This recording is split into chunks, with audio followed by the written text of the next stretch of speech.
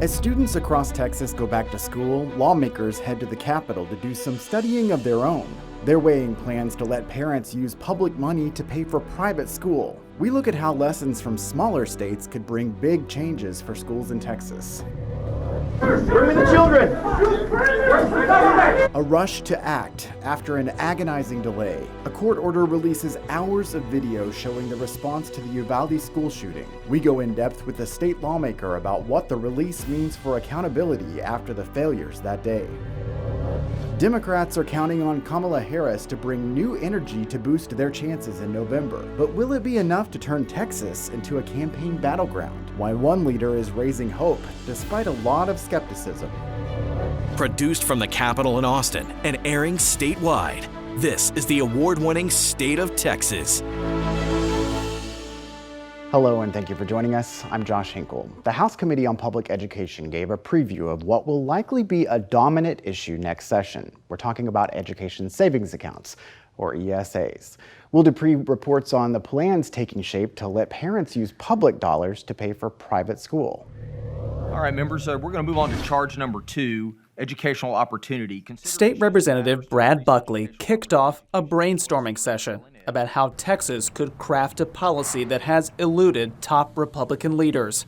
The House Public Education Committee heard how some of these highlighted states are implementing education savings accounts. For instance, Indiana's program provides up to $20,000 for students with disabilities and their siblings who fall within a certain income level. ESA grant must be used on private school tuition, curriculum, services, therapies, transportation, training programs and camps, and assessments. Jonathan Covey with the conservative advocacy group Texas Values hopes state lawmakers will think broadly. We support universal school choice. We also support some sort of prioritization method so that low income and vulnerable demographics can get what they need. Democrats accuse the state's Republican leaders of saving a $32 billion surplus to pay for a voucher-like program. I think is really disappointing considering,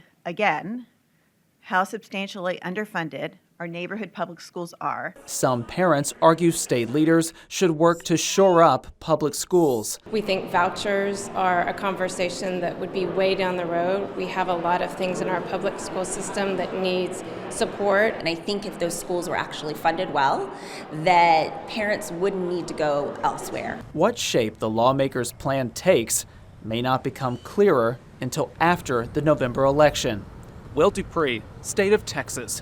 Last year, Democrats, along with a group of mostly rural Republicans in the Texas House, repeatedly helped block ESAs from becoming state law. Governor Abbott backed challengers who defeated many of those incumbent House members from his own party. Abbott now claims he has the support he needs to pass what he calls school choice next year.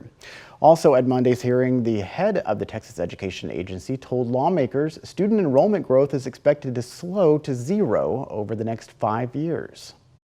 There are some school districts that have had declining enrollment for a number of years, some school districts that have been fast growth for a number of years, some school districts that have been relatively stable.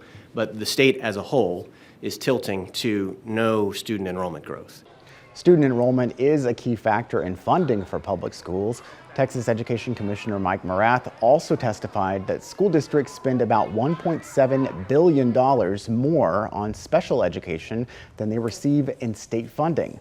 Morath says this and the demand on districts to have an armed officer at every campus might push lawmakers to revisit school funding during the next session.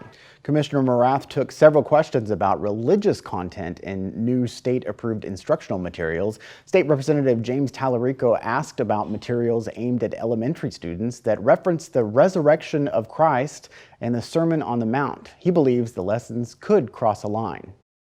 The reason I'm asking is, as you know, Commissioner, I'm a former Texas public school teacher. I'm also a student at Austin Presbyterian Theological Seminary.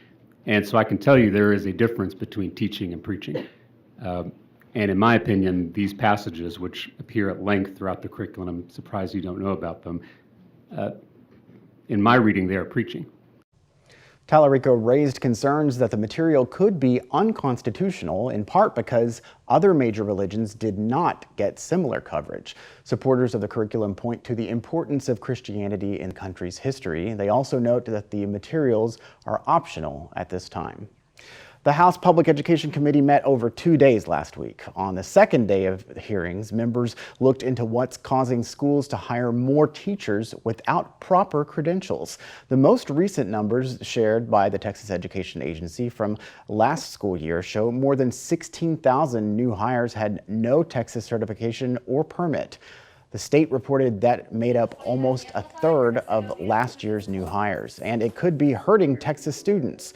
Research from Texas Tech found students taught by uncertified teachers with no classroom experience lost 3 to 4 months of learning in reading and math. Plus, a University of Texas study found those faculty members are less likely to stick with teaching long term. It's like a leaking bucket, pouring water out of it. You can't pour new water in it fast enough. We can't make teachers fast enough to deal with that exodus until we respond differently to how we support new teachers when they enter this most critical profession. Lawmakers on the committee had different ideas for how to make improvements. Democrats reiterated their calls for increasing teacher pay. It's important that people feel like they are treated like professionals and they're paid like professionals. Meanwhile, some Republicans suggest the best way forward might be to make the path to certification easier. From my side, I want to minimize the hurdles of getting good teachers in the classroom, but I'm not saying absolutely no standard. The search for solutions included calls for improved mentorship opportunities and incentivizing high-quality certification programs, ideas that could make their way into legislation in the upcoming session. For perspective, 2 years ago, the Texas Education Agency created a teacher vacancy task force to address staffing shortages. The task force focused on opportunities for certification, placement, and hiring flexibility. The task force issued its final report in 2023, which included calls for higher pay and better training. Funding for those plans stalled last legislative session amid the fight over education savings accounts. Gunfire at last year's state fair sent crowds scrambling for safety. The shooting led the fair to put in a new policy to ban firearms. But find out how the state's trying to block that plan. Plus, Texas pushes back on federal rules to improve staffing at nursing homes. The reasons why the state claims the regulations go too far. A huge release of recordings highlights failures in the response to the Uvalde school shooting. But will it lead to accountability? We speak to a lawmaker to learn more about what comes next.